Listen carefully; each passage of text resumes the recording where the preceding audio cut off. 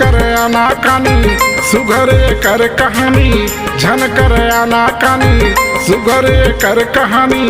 कवि के पोथी माँ लिखावत है, आबे माया के मायारू तय हो, तोर मायारू हा बलावत है। आबे माया के मायारू तय हो, तोर मायारू हा बलावत है। झनकर अनाकानी सुघरे कर कहानी, झनकर अनाकानी सुघरे कर कहानी। कवि के पोथी माँ लिखावत है, आबे माया के मायारू तय हगा, तोरी मायारू हा बलावत है। आबे माया के मायारू तय हगा, तोरी मायारू हा बलावत है।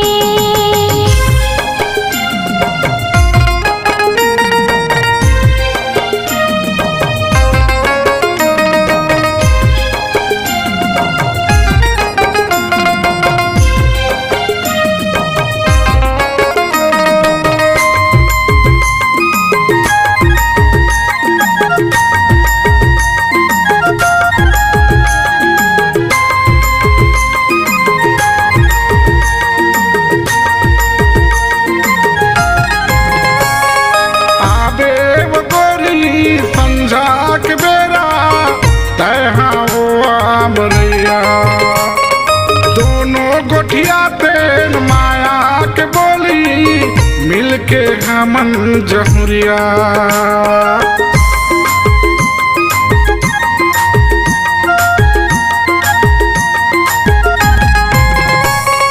आबे वो गोरी संझा के बेरा तैहा वो आमरैया, दोनों गोठिया तेन माया के बोली मिलके हमन जहुरिया।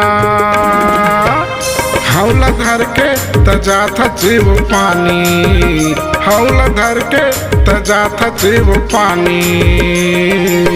सुनीति टूरी हा बतावत है, आबे माया के मायारू तय हो, तोर मायारू हा बलावत है। आबे माया के मायारू तय हरे, तोर मायारू हा बलावत है।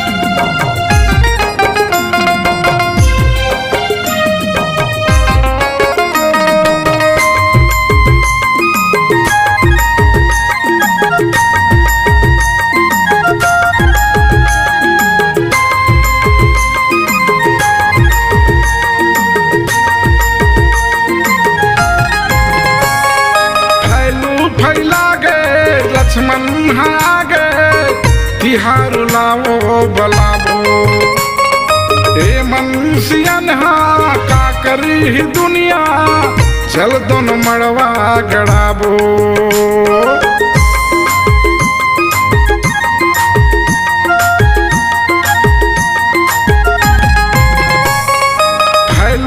फैला गे लक्ष्मण आगे तिहार लावो बलावो ए मनसियन का करी दुनिया चल तो न मड़वा गड़ाबो माया राम सुनती कि नहीं छूट जोड़ी माया राम सुनती कि नहीं छूट जोड़ी भागी भाई ला बलावत है आबे माया के माया रुते हो तूर माया रुहा बलावत है आबे माया के माया रुते हो तूर माया रुहा बलावत है झन करिया ना कानी सुघरी कर कहानी झन करिया ना कानी सुघरी कर कहानी कवि के पोथी माँ लिखावत है आबे मयक मयारु तय हगा